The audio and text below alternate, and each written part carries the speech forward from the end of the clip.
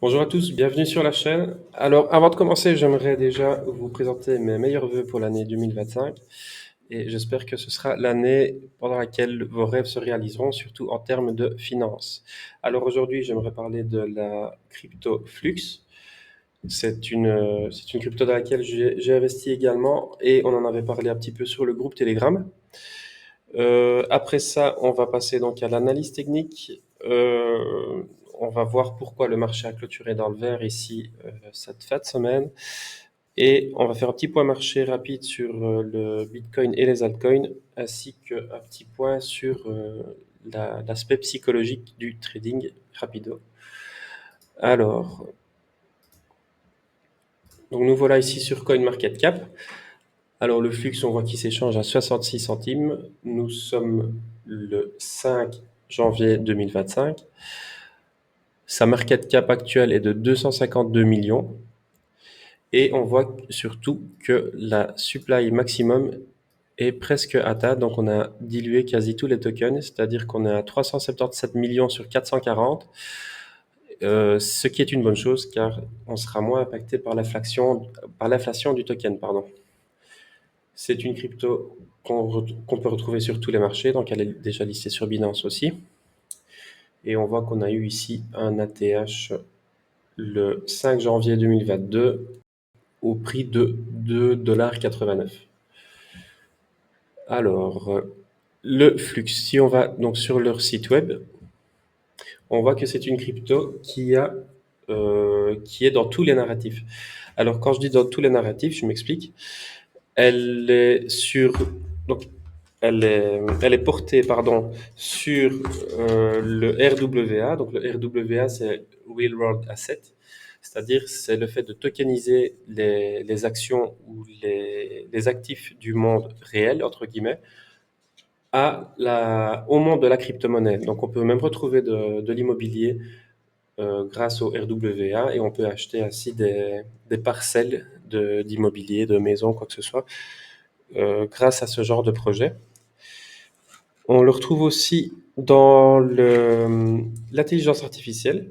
Et avec l'intelligence artificielle aussi, on peut, on peut retrouver le flux. Donc, on a Flux AI, où il y a donc toute une gamme de produits d'intelligence artificielle. Je vais venir le retrouver ici. On a Flux GPT, donc qui est comme un chat GPT. Flux One, c'est comme le générateur d'images de réalité virtuelle Midjourney. On a le Flux Intel, donc c'est tout comment, le stockage de documents. Fluxbot, c'est le serveur qui va vous aider dans les recherches sur tout ce qui est en rapport avec l'univers de Flux.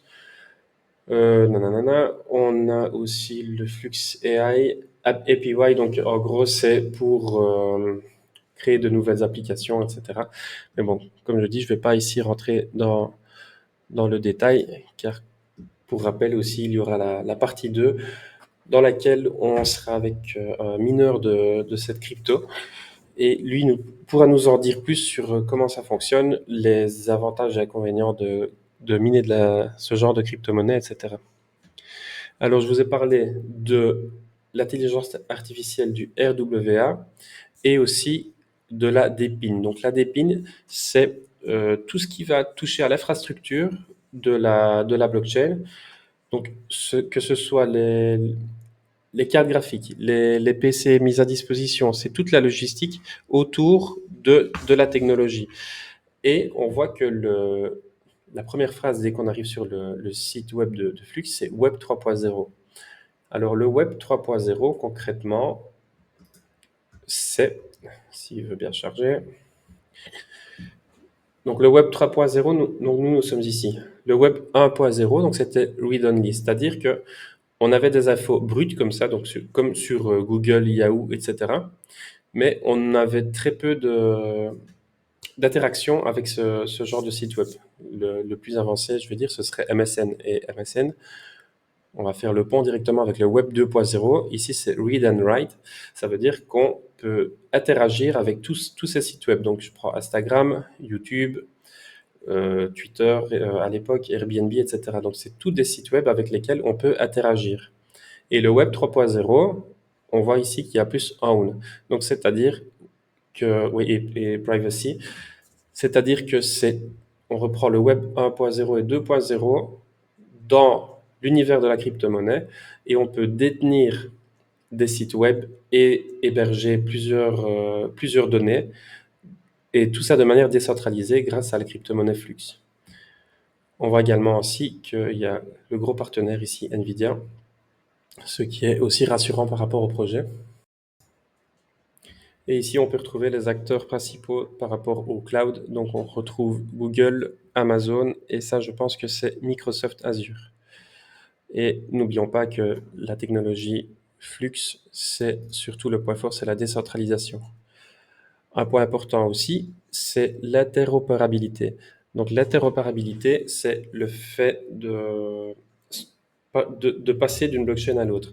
C'est-à-dire, je vais par exemple stocker une vidéo dans le cloud de Flux, et moi j'ai un lecteur qui a été élaboré sur la blockchain Solana. Donc, grâce à l'interopérabilité que propose Flux, je pourrais passer de la blockchain Flux à la blockchain Solana. Et ici, on peut retrouver les acteurs principaux par rapport au cloud. Donc, on retrouve Google, Amazon, et ça, je pense que c'est Microsoft Azure. Et n'oublions pas que la technologie Flux, c'est surtout le point fort, c'est la décentralisation. Un point important aussi, c'est l'interopérabilité. Donc l'interopérabilité, c'est le fait de passer d'une blockchain à l'autre. C'est-à-dire, je vais par exemple stocker une vidéo dans le cloud de Flux, et moi j'ai un lecteur qui a été élaboré sur la blockchain Solana. Donc, grâce à l'interopérabilité que propose Flux, je pourrais passer de la blockchain Flux à la blockchain Solana en un rien de temps, car le Flux Cloud me le permet grâce à la technologie qu'il y a là derrière. De nouveau, c'est pas pour entrer dans les détails de la blockchain, et on verra un petit peu d'autres aspects et utilités dans la partie 2 avec notre ami. Alors, ici, par rapport à l'analyse technique maintenant, on peut voir qu'on a eu une belle correction du point haut au point le plus bas. On a perdu plus de 90%. On voit ici qu'on a un haut à venir chercher, et on pourrait même le considérer comme un equal high. Donc un equal high, c'est des hauts égaux. C'est-à-dire que c'est un point de liquidité où le prix est venu buter 2 fois et en me laissant une zone qui n'a jamais été transpercée. Donc une touch, deuxième touch. Ensuite, on a une phase de baisse, de correction, avec une grosse phase de consolidation ici.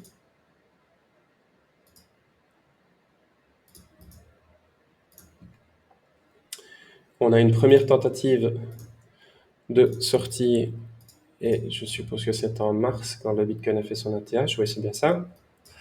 Donc on a une première tentative ici. Et là, on voit qu'on corrige et que le point ici, le plus bas, a pris toute cette liquidité ici. Et ce point bas ici pourrait être pris comme un equal low. Donc c'est le contraire d'un equal high. C'est-à-dire que c'est des bas qui sont formés au même niveau. Donc un point, 2 points, presque 3, ce serait un relative equal low, mais bon. Donc voilà, on a pris ici la liquidité, et ce qu'on peut voir, c'est que on a retracé du point bas au point haut à quasi 0,786% de Fibonacci. Et moi, par contre, ce qui m'interpelle, c'est qu'on laisse une petite zone ici de liquidité.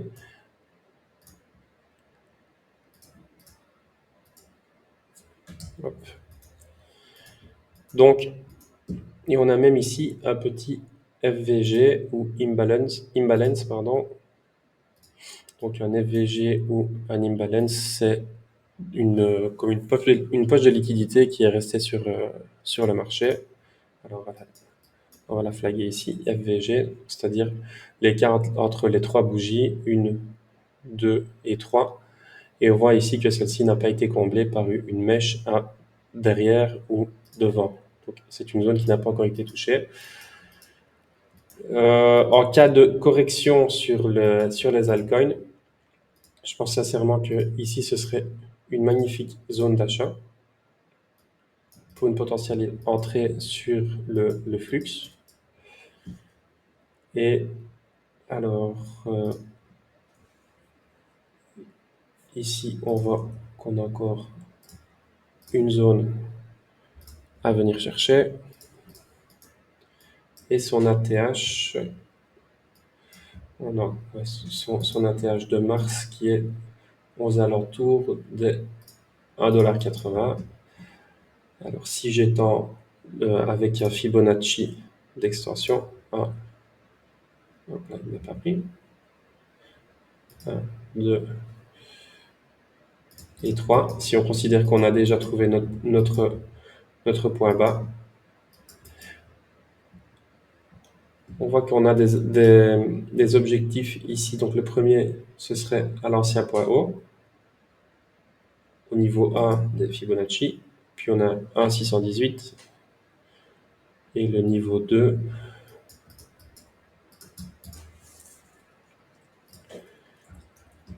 Donc on voit encore on peut aller chercher encore bien haut sur ce genre de configuration, car pour moi tout ça de nouveau, c'est des zones d'accumulation. Donc tant qu'on est dans un range ici, pour moi tous ces points d'entrée restent corrects par rapport au potentiel que la crypto a. Et on voit ici donc 2,10 $, on est à 66 centimes. On voit qu'il y a encore de la marge. Si on casse ce haut, pour moi, là, il commencera à être tard pour rentrer sur la crypto. Et d'ailleurs, ce genre de configuration me rappelle Solana. Solana, donc, pour rappel, on a une grosse correction, première petite consolidation, correction, on range. La vraie phase d'accumulation, ça c'était vraiment le top point d'entrée. Ensuite, on a une première sortie, on revient, on range. Et si je viens donc sur Solana,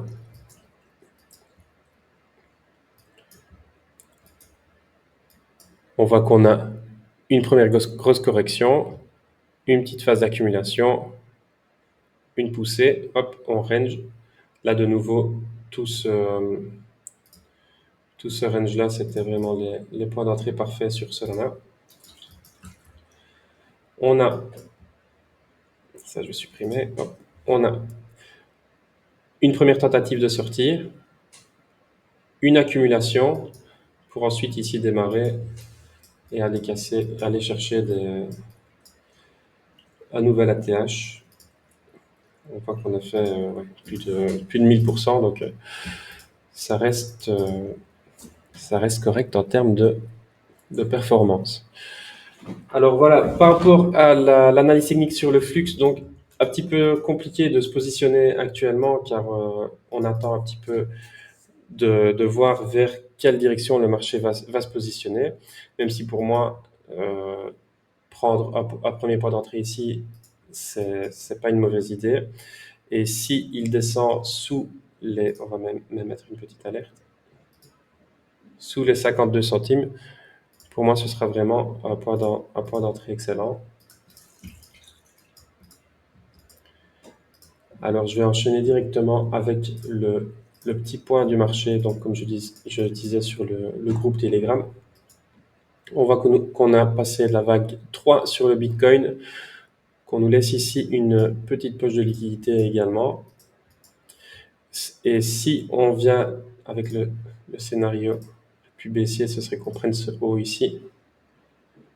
On casse vers le bas pour prendre cette liquidité ici, pour revenir ensuite vers les 85 000 dollars et ensuite aller faire de nouveaux ATH.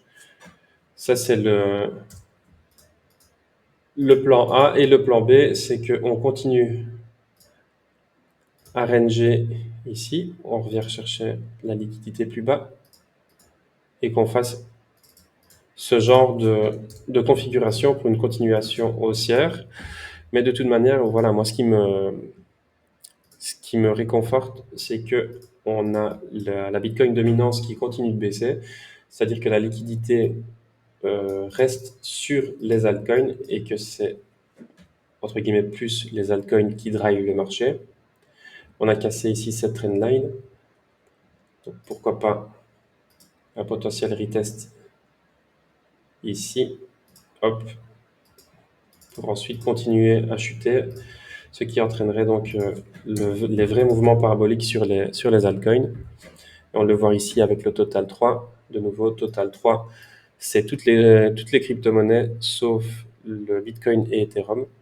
On voit qu'on a cassé cette fameuse trendline ici en mauve. Donc ici, un potentiel retest.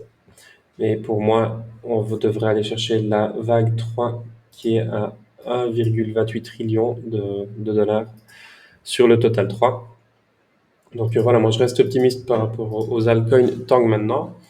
Il ne faut pas oublier aussi que cette semaine, on va avoir des annonces économiques. Surtout vendredi à 14h30, on a le NFP. Donc c'est l'annonce par rapport à l'emploi lié aux États-Unis. Et c'est ce qui va un petit peu driver le marché et qui va donner la direction sur l'univers financier en général. Je vais repasser aussi rapidement sur Nvidia. Donc Nvidia, une des plus grosses sociétés cotées en bourse et qui est liée à l'intelligence artificielle. Alors une fois qu'on a de beaux résultats, comme ici la journée de vendredi sur Nvidia, ça se répercute directement sur tout ce qui est lié à l'intelligence artificielle. Donc si je prends par exemple les cryptos Render, IO.net, etc., elles ont eu de belles performances aussi ici en fin de semaine. Et on peut voir que c'est une des raisons pour laquelle la semaine s'est clôturée dans le vert grâce à Nvidia et notamment Palantir qui dope le Nasdaq et le S&P 500. On peut voir également qu'il y a eu des news du côté de Nvidia par rapport au débarquement imminent de robots intelligents. Donc voilà. Ce sera un point aussi à suivre. Et une dernière chose dont je voulais vous parler, donc c'est un aspect un petit peu plus psychologique. Car vous verrez rapidement que vous passerez, si vous vous intéressez plus au monde du trading et de l'investissement en général, vous verrez que vous vous intéresserez vite à l'aspect discipline, mindset et psychologique. Et un livre qui est facile à lire pour moi, qui est basé donc sur 365 lois. Ici, elle est présentée sur une loi par jour, donc elles sont datées, donc on a le 1er janvier, 2 janvier, 3 janvier, etc. Et c'est un livre de Robert Greene, donc Robert Greene qui est l'auteur du livre Power, qui est un petit peu plus connu aussi. Et voilà, je trouve que le format du livre est intéressant car c'est une page, voire deux par jour. Et je trouve que c'est facile de développer ses connaissances et d'investir sur soi-même avec ce type de livre qui est vraiment, je vous dis, c'est vraiment facile à lire. C'est pas redondant. Voilà. Vous pouvez le trouver ici sur le groupe Telegram. Vous avez le lien aussi en commentaire épinglé. Et vous pouvez également retrouver donc toutes les diverses infos qui sont générées par le bot que mon ami NKG a mis au point, ainsi que diverses informations. Alors voilà, je pense que je vous ai parlé de tout. On se retrouvera pour la partie 2 pour l'aspect mining du flux. J'espère que le format de la vidéo vous a plu. Et n'hésitez pas à commenter, liker et partager cette vidéo. On se retrouve prochainement pour la partie 2 et d'autres cryptos dont j'aimerais vous parler. Je vous souhaite une bonne fin de soirée et que surtout que vous trouviez beaucoup d'opportunités cette semaine. Demain, je me mettrai certainement en live sur le canal du Forex pour préparer un petit peu la semaine de trading. Et voilà, je pense qu'on a fait le tour. Je vous dis à bientôt les amis. Merci. Ciao, ciao.